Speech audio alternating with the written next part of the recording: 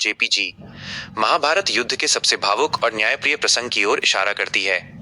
मरते समय कर्ण ने श्री कृष्ण से ऐसा क्या कहा जिसे सुनकर कृष्ण चौंक गए। कुरुक्षेत्र के मैदान में जब अर्जुन का तीर लगने के बाद दानवीर कर्ण मृत्युशैया पर लेटे हुए थे, तब भगवान श्री कृष्ण उनके पास पहुंचे। उस समय कर्ण ने श्री कृष्ण के सामने अपने जीवन के अन्याय, पीड़ा और समाज की कड़वी सच्चाई को लेकर कुछ ऐसे सवाल और बातें रखी जिसने साक्षात नारायण श्री कृष्ण को भी अचंभित और भावुक कर दिया। आइए इस पूरी मार्मिक कहानी को विस्तार से समझते हैं। 1. हे कृष्ण, मेरा अपराध क्या था? कर्ण की पीड़ा।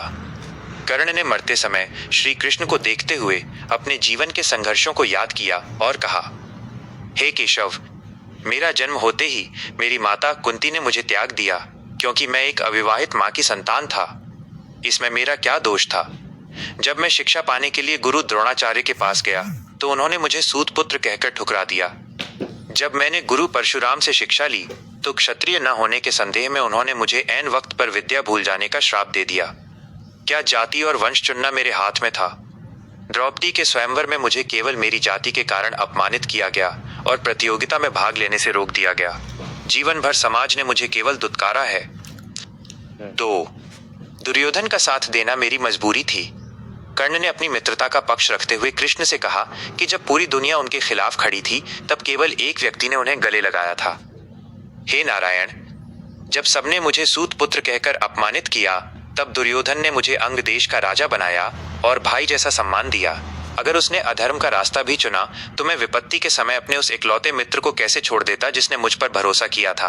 क्या उपकार का बदला चुकाना और मित्रता निभाना अधर्म है? 3. वो बात जिसने श्री कृष्ण को चौंका दिया। कर्ण के 3 वरदान। कर्ण की अंतिम परीक्षा लेने के लिए श्री कृष्ण ने उनसे उनका संचित पुण्य दान मांगा, जो कर्ण ने अपने सोने के दांत को पत्थर से तोड़कर सहर्ष दे दिया। कर्ण की इस अदम्य दानवीरता को देखकर कृष्ण अत्यंत प्रसन्न हुए और उनसे 3 वरदान मांगने को कहा। कर्ण ने जो वरदान मांगे उसने श्री कृष्ण को भी हैरान कर दिया। पहला वरदान, हे प्रभु, अगले जन्म में जब भी मेरा जन्म हो तो मेरे वर्ग या जाति के कारण कोई मेरा अपमान न करे, समाज में सबको समानता मिले। दूसरा वरदान, हे कृष्ण, यदि आप मुझसे प्रसन्न हैं तो अगले जन्म में आप मेरे राज्य में मेरे मित्र या भाई के रूप में जन्म लें ताकि मुझे कभी सच्चे प्रेम की कमी महसूस न हो। तीसरा वरदान सबसे चौंकाने वाला।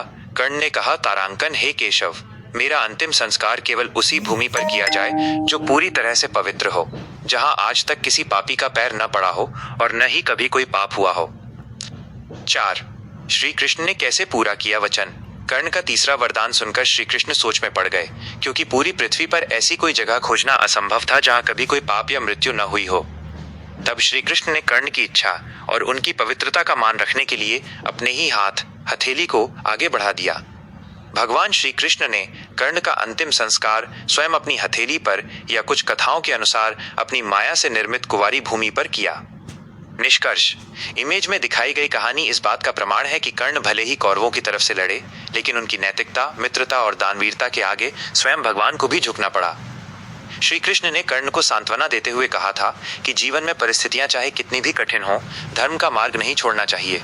लेकिन कर्ण ने जो जीवन जिया वह आने वाली पीढ़ियों के लिए हमेशा एक महान सीख रहेगा।